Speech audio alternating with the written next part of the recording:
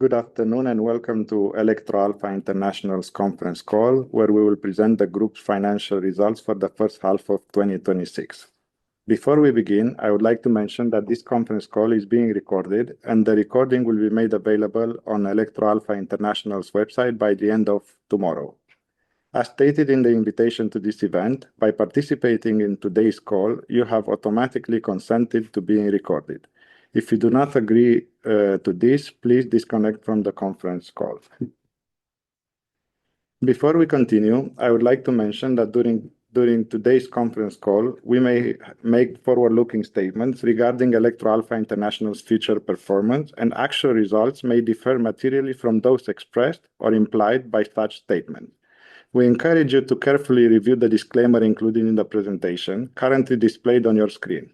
The disclaimer applies equally to all statements made during today's conference call.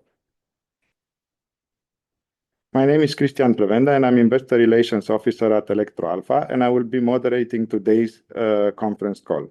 Joining me today are Ștefan Petra, Chief Executive Officer, and Constantin Todi, Chief Financial Officer of Electro Alpha International. Before we move forward, let me briefly walk you through the agenda for today's conference call. We will begin with an overview of key developments across the group business segment and the main operational highlights for the first half of 2026. We will then continue with a detailed review of the group's consolidated financial performance and financial position. At the end of the presentation, we will open the floor for the Q&A session. During the presentation, we invite you to submit your questions using the chat window, and we will address them during the Q&A section. Please note that all participants are currently put on mute. I will moderate the Q&A session and read each question aloud before management responds. I will now hand over to our CEO, Ștefan Petra, who will begin with the main operational and strategic developments from the first half of the year. Ștefan, please go ahead. Thank you, Cristian. Good afternoon, everyone, and thank you for joining us today for Electro Alpha H1 2026 results conference call. The first half of 2026 was an important period for Electro Alpha, both operationally and strategically. We continued to grow our core business, expand our international activity, and made meaningful progress in broadening the group's capability into new areas. The IPO completed early this year significantly strengthened our financial position and increased our capacity to invest in future growth. Before we look at each business segment, I would like to briefly take you through the key events of the first half of the year.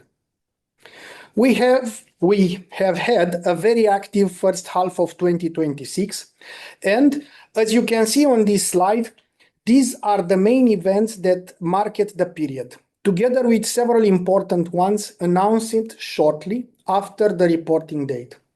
In March, Electro Alpha shares begin trading on the regular market of the Bucharest Stock Exchange following the successful IPO.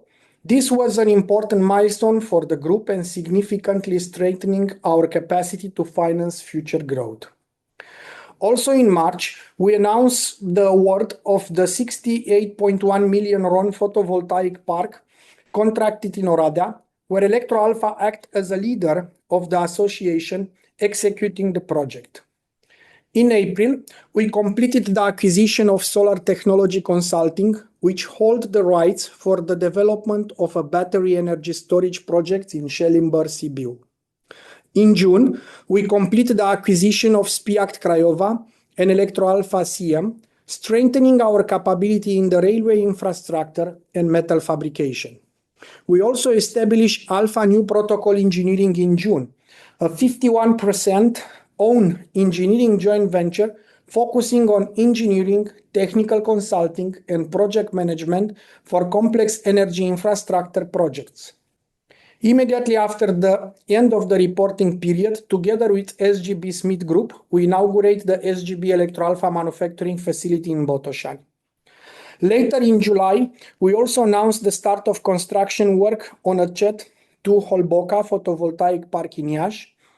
Taken together, these developments illustrate the pace at which we are expanding the group industrial, engineering and infrastructure platform while continue to execute our existing project portfolio.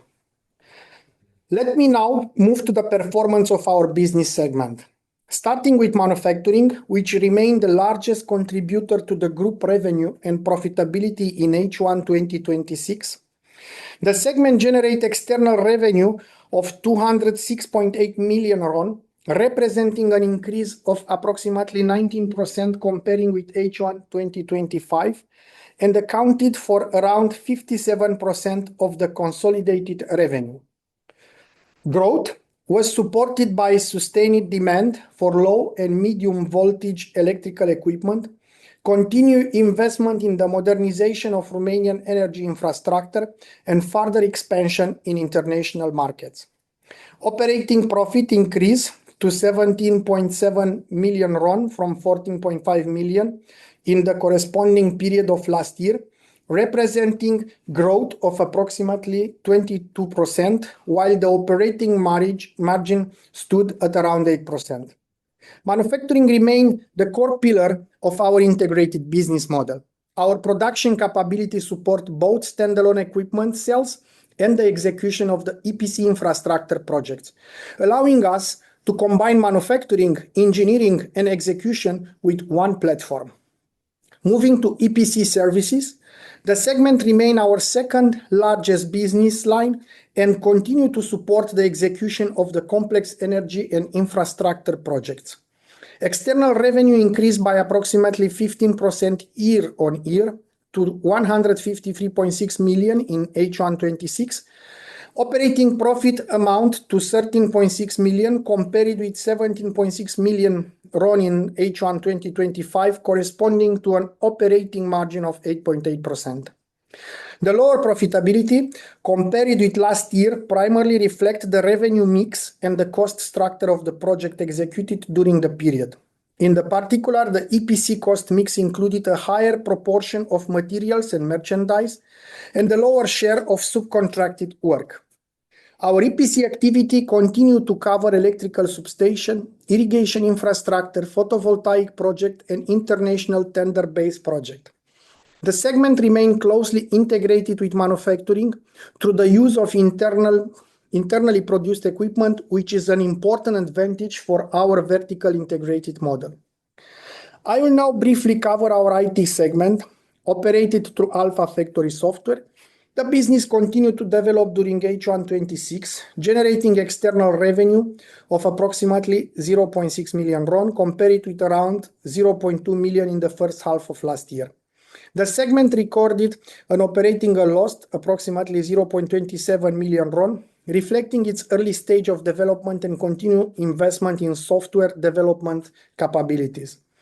The strategic focus remain on developing digital and AI-enabled solution that can support industrial processes, infrastructure operations, and the group's own digitalization needs.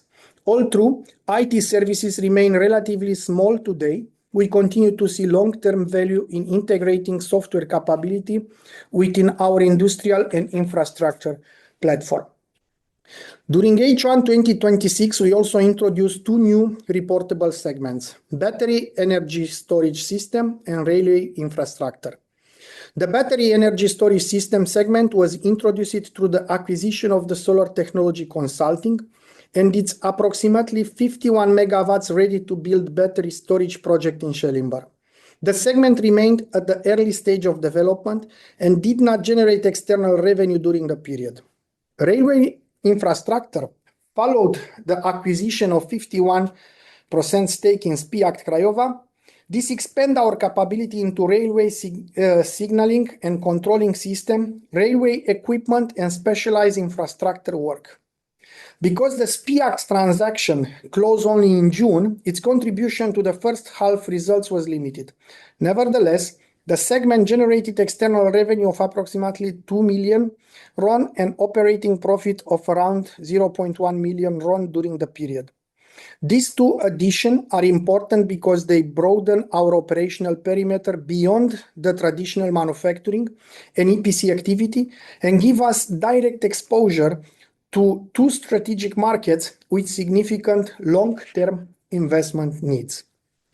The two new segments I have just discussed are part of a broader expansion of our group, which you can see summarized on this slide. Across our 5 business segments, we now combine our existing operation with a number of companies in which we hold majority of the strategic stakes. In manufacturing, Electroalpha CM, in which we acquire 33% stake, strengthened our sheet metal fabrication capability. This transaction was completed in June. We also continue to assess opportunities to further expand our electrical equipment manufacturing capability, including internationally. Within EPC services, Alpha New Protocol Engineering, our 51% owned joint venture, strengthening our engineering capabilities for complex energy infrastructure project. Our EPC platform also include our established export activity, particularly in Ukraine. The proposed acquisition of Elcomex remain in progress and is expected to close during this third quarter of the year. This will further strengthen our EPC capabilities, particularly in the nuclear sector and other technically demanding infrastructure projects. In IT services, we hold 51% stake in Alpha Factory Software, which supported both the group digitalization capability and external software development activity. And finally, our expansion into railway infrastructure was completed through the acquisition of 51% stake in Spiact Craiova in June. Together with our entry into battery energy storage, these developments have brought the group from its traditional manufacturing and EPC into 5 distinct business segments. Overall, our approach remains selective and disciplined. We are looking for opportunities that complement our existing capabilities, strengthen our position in strategic markets, and support the group long-term growth. Turning to our international footprint, it continued to represent an important growth driver in H1 2026, accounting for approximately 33% of total sales, compared with 67% generated in Romania. Our international activity is supported by several channels. Revenue generated from deliveries of internal manufacturing electrical equipment to private customer in the United States increased by 9.1% to 71.1 million RON during the period. At the same time, international tender-based project drove a significant increase in merchandise sales, particularly through the deliveries of electrical equipment to Ukraine. We see the balance between our strong domestic position and growing international exposure as an important strategic advantage. It diversifies our revenue base and gives us access to a broader range of infrastructure investment opportunities. Having covered the main operational developments, I will now hand over to Constantin, who will take you through the group's consolidated financial performance and financial position in more detail. Constantin, please go ahead.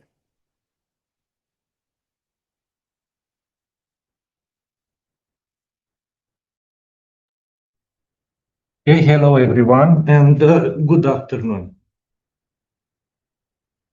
I will continue with a brief overview of the group organizational structure and consolidation perimeter before moving to the main financial developments for the first half of 2026.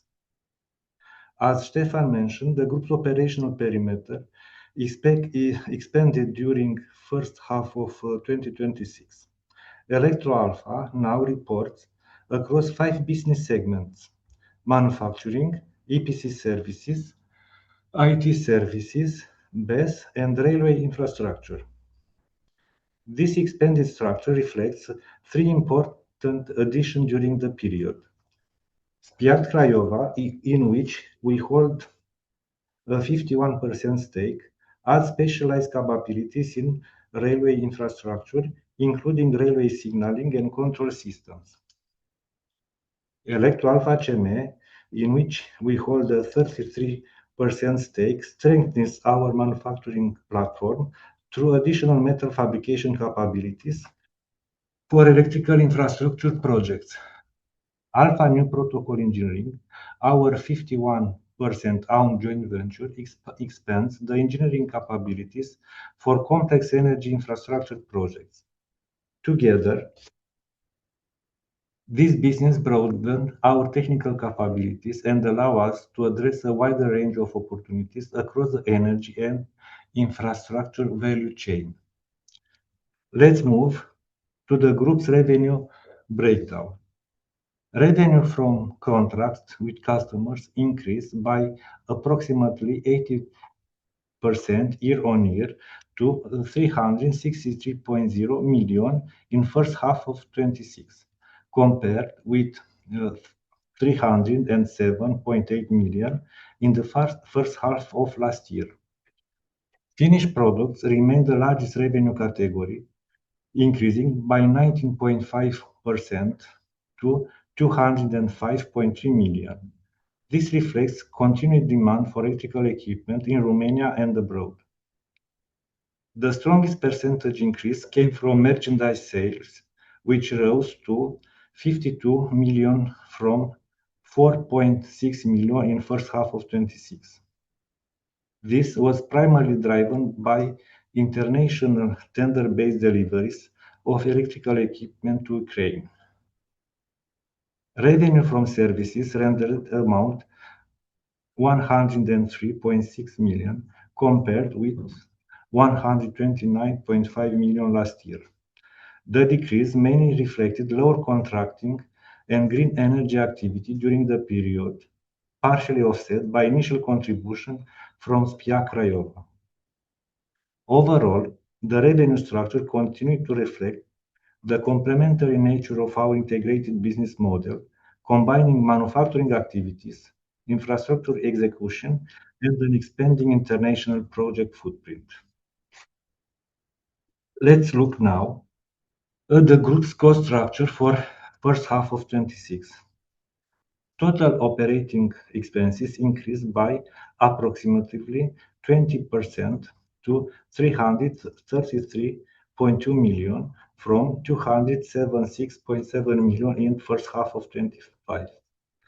This reflects the higher scale of activity, the expansion of operation, and the different project mix during the period. Raw materials and merchandise expenses increased by approximately 25% to 202.9 million, reflecting higher manufacturing and equipment delivery volumes, as well as a higher proportion of materials and merchandise costs within EPC projects.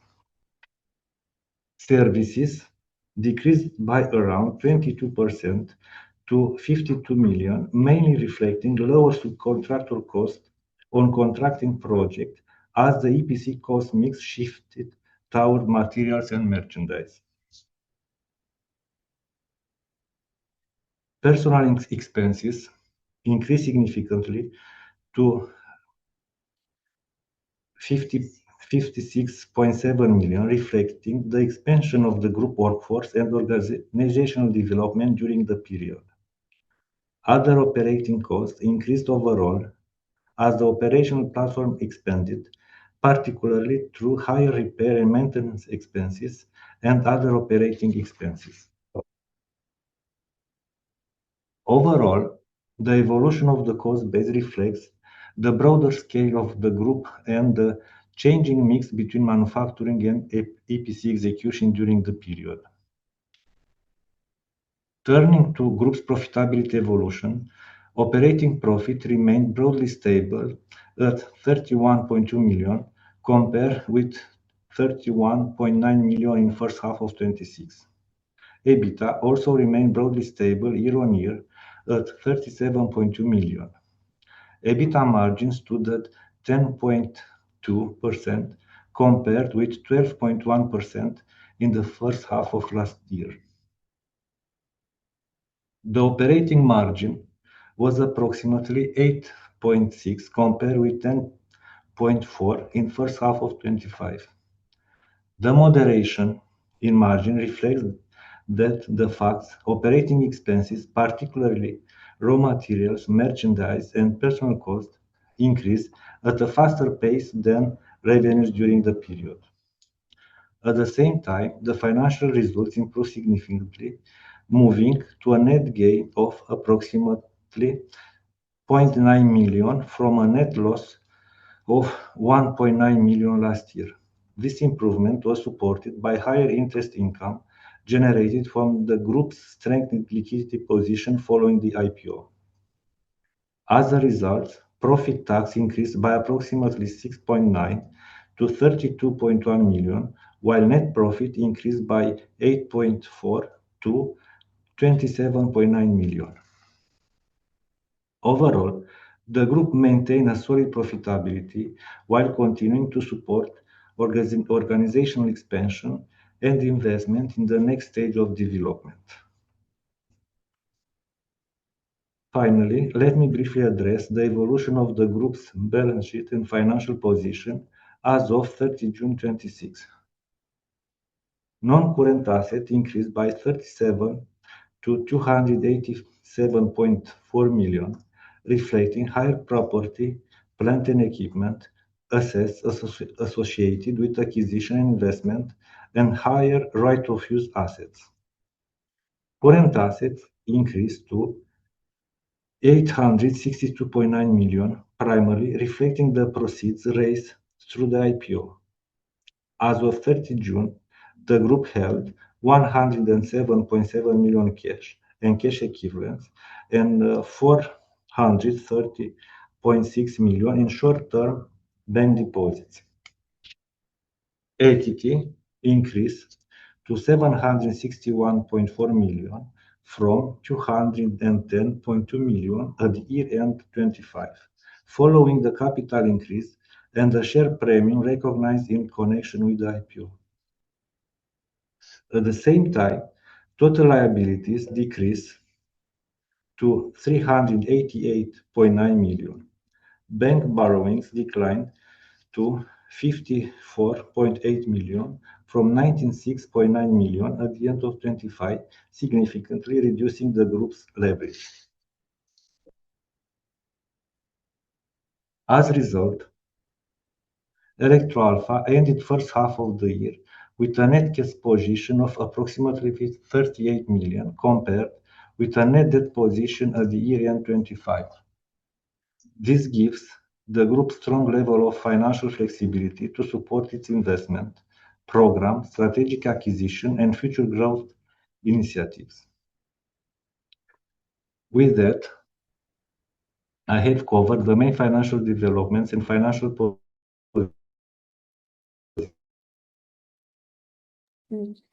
Thank you. For the first half to Cristian. Okay, thank you.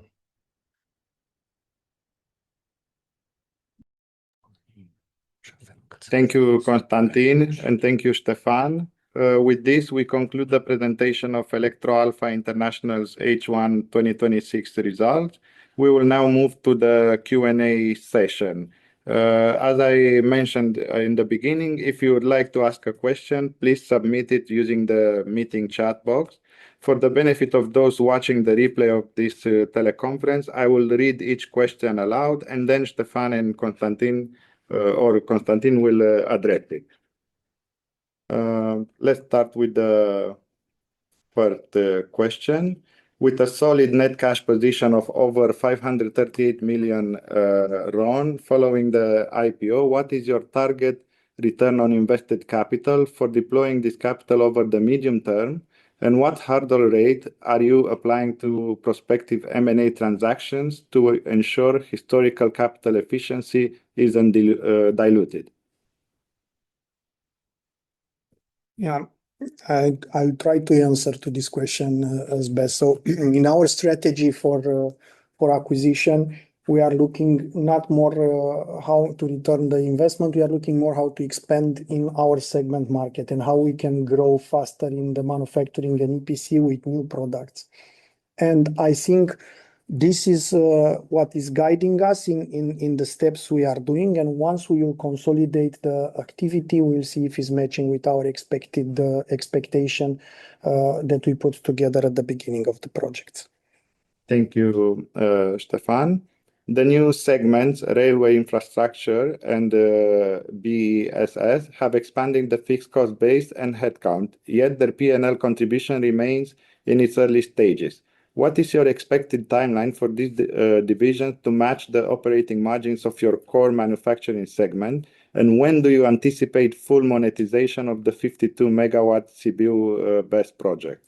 So here the strategy is starting with Q4. The EPC will come back to the normal manufacturing rate as we progress. It is a seasonality that happening in our business all the time. Q4 is the strongest in the EPC area, but the results will start to be seen in the EPC activity, mainly starting with 2027. Because all the investments we are making now is to support the increase of the EPC activity starting next year and the projects that are in the pipeline. Regarding the BESS monetization, the BESS will be actively, I don't know what to say. We'll see the impact in Q3 2027 when we'll be finished. Thank you, Stefan. H1 contracting revenues fell to around RON 53 million from RON 76 million. What drove the decline and how much is timing related versus lower underlying activity? We'll come back to answer to this question through the end of the Q&A. Sorry, if we can move to the next one, please. Yes, H1 showed higher materials intensity and lower subcontractor cost. Is this cost mix representative for the second half of the year, or should subcontractor intensity normalize higher? Will change in the second half of the year. The subcontracting activity will increase for that. Do you still expect contracting to reach its 2026 budget, and how much catch-up should we assume in the second half of the year? Yes, we are still targeting to achieve the budget that we presented in May for this year. And what I can say is the budget is fully covered with contracts till end of this year. Thank you, Stefan. The first half of the year, international tender activity was very strong, especially in Ukraine. Is this supported by already contracted orders for the second half of the year, or was the first half of the year partly front-loaded? What level of visibility do you currently have on the second half of the year revenues from international tenders? It's both. We also have contracts that was contracted the end of the last year. Also, this year is very strong in contracts in the Ukraine market currently. Thank you. Deliveries to Ukraine increased substantially. Is this a recurring contract or more of a one-off event? It's starting to become more a recurring contract. It's what we were building in the last 3 years on the Ukrainian market with our tendering team there. What is the CapEx for full year 2026? For this year, in terms of CapEx, we are planning roughly max 2 million euro for this. But of course, we are planning carefully the capital expenditure starting 2027. Thank you. Average employees increased to 669 in the first half of the year. How many employees did you have at the end of June? Does the current workforce already cover the expected second half ramp up, or should we expect further hiring? The biggest increase of this was coming mainly after the transfer of the EAC in Electroalpha International beginning of the year. There is an increase in hiring during this year.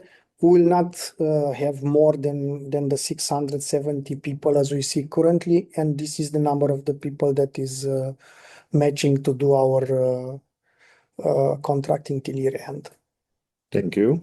What EBITDA margin level should investors consider sustainable over the medium term? Will be constant, same level EBITDA as last year. We are looking on long term to maintain the same percentage and increase the value once the sales is increasing over the years.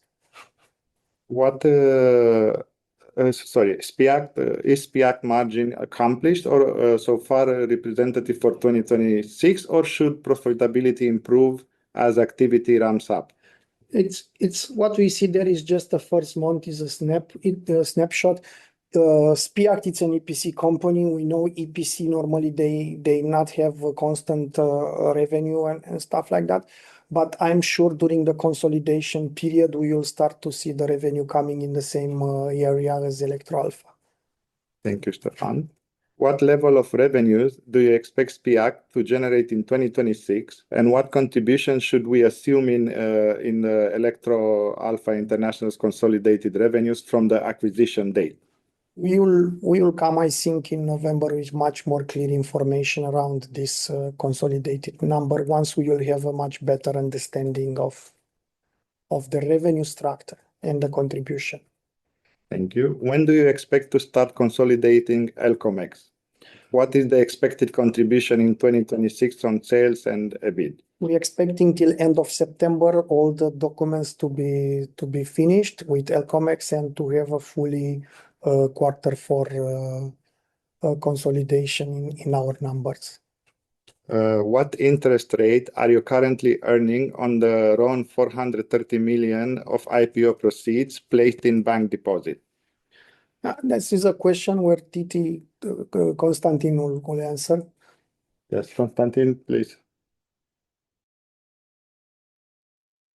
We have several deposits in banks. We work with 4 banks, and the medium rate of interest is around 6% per year. We placed the money in 3 months to 12 months deposit. Thank you. Moving on to the next questions.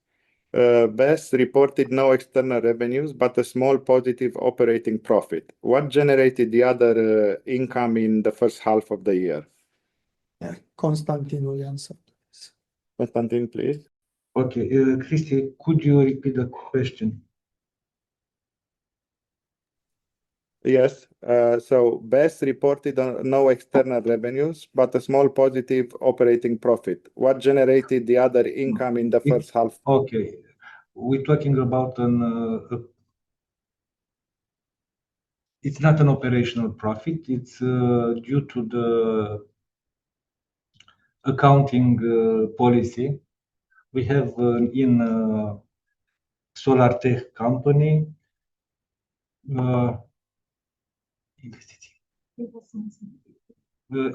investment in progress. So this appears in the balance sheet and the P&L situation.